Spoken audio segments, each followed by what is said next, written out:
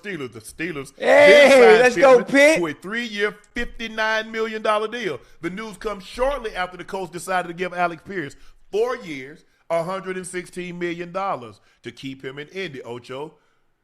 The Steelers now have the second best wide receiver duo in the AFC North. They got some big guys. Pittman is 6'4", DK is 6'3", Yeah. 6'4". Pittman BK, is about yeah. 220, 225, 230. DK Yeah. about 230. They definitely got Yeah. the biggest I, receivers. I'm Yeah, I like it. I like it. Listen, Michael Pittman Jr. He's been really solid the past few years. Last year he had 80 catches for 784 yards, 7 TDs. The year before 2024 he had 69 for 808 and 3 TDs. So he's been solid. He's been decent, over the years. Been a great option, for the Indianapolis Colts. Now going over to the Pittsburgh Steelers, but still, now you got two receivers. You got two big receivers that, well, obviously a little bit more upside with DK Metcalf, but you got two big receivers, but you still need somebody else. You still need somebody else. Along with that, I Because think they lost the Steelers Gainwell. signed They lost Gainwell, Ocho. Gainwell, but somebody else came, if I'm not mistaken, right? I don't know. I could have swore I saw a running back go to the Steelers, but outside of that, you still need another receiver, another Rico option. Dowdle went to. Yeah, Rico Dowdle from the Yep. Panthers. From the Panthers. That's right. Rico Dowdle went. You still need another option, receiver that does things differently that big receivers do. I mean, so you can't have the same of everything at the receiver position. Who's the quarterback? Who's the quarterback? I like the move, adding Pittman as a weapon, but who's going to be your quarterback? I don't know. I think they might be hoping that Aaron Rodgers come back. I don't know if because Kenny Pickett. Kenny Pickett He went somebody. to the Panthers. Okay. He went to the back on Panthers. 1-year deal. Yep. Yeah, yeah. I don't think Rudolph is coming back. So it looks like they might be in the same situation that they were last year, Ocho, putting all the eggs in in Aaron Rodgers' basket. I mean, listen, that 42-year-old quarterback, or maybe to be 43-year-old quarterback, is better than every option that's out there. Could be. Regards to Chad, Chad. I mean, am I wrong? Am I wrong? Is Aaron Rodgers a better option at quarterback for the Pittsburgh Steelers than everyone else that's available? I mean, I'm just being honest. So he has, again, the Steelers by the balls. Well, at damn near his entire career, he's had everybody by the balls because he has the power. He controls, the situation because he knows they need him. Mm-hmm. So I'm so excited. I'm so excited. Hey, boy, I slept by 7-8 hours a day, boy. Man, I went and worked out today. Oh my unless goodness. they go into the draft, I mean, who knows? I don't know. The answer ain't in the Well, draft. they might figure, look, if we get Aaron Rodgers back for a year and we say have Ty Simpson or one of these quarterbacks that can come out and learn up him for a year, Ocho. Right. But Steelers got to figure it out. Aaron Rodgers can't keep coming. Y'all can't keep bringing Aaron Rodgers back on 1-year deals. He ain't gonna play forever. I mean, they have Will Howard, but if Will Howard was the answer, if he was the You answer, wouldn't be hoping Aaron Rodgers come back and we've let it be known that we'd love to have Aaron back. right? They would move on. They would move on. 25-year-old linebacker Nakobe Dean signed with the Las Vegas Raiders, reportedly agreeing to a 3-year deal worth $36 million.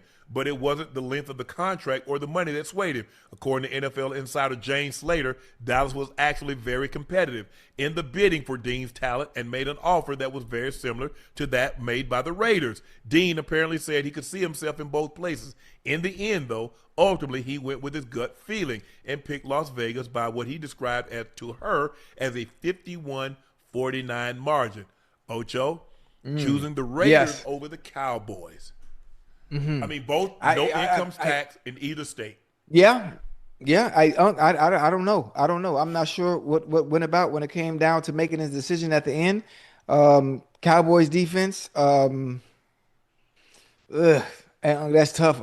I would love to be a fly on the wall to understand those conversations he had with his agent and when he chose to go to Las Vegas and why. Is it what Las Vegas is building? Is it a belief in them understanding that they've cleaned house in a sense and they're going in a different direction and trying to compete, in the AFC West, right? Yeah, and trying to get better, understanding what they're going to do in the draft and getting a quarterback. I'm not sure. There's so many factors that play into it when it comes to making a decision of this magnitude. that's going to affect your career, especially when you go and play. Not to choose the Cowboys, the illustrious, the product that sells itself with a star on its helmet, Cowboys that have been relevant since, I mean, what, who knows? They moved the needle. They do. To not want to come play there, to not want to come play there, I mean, it had to be something. Yeah. When Clint Kubiak, they signed a couple of guys. They're trying to build. They got two first rounders. We know that, and they got two next year. We know that. So you get an opportunity, and they got money. They got money to spend. So if you get the right free agents, you look at what New England did. They missed the playoffs. They signed Milton Williams, and they signed Stephon Diggs, and they signed a few back Mac Hollins. And you go in the draft, and you get a Henderson, and you make a few right moves, Ocho, and you're right back in business. Raiders can have that success. Now, obviously, your quarterback's going to have to play really well for you, but if you make right free agency, hit this thing in the draft.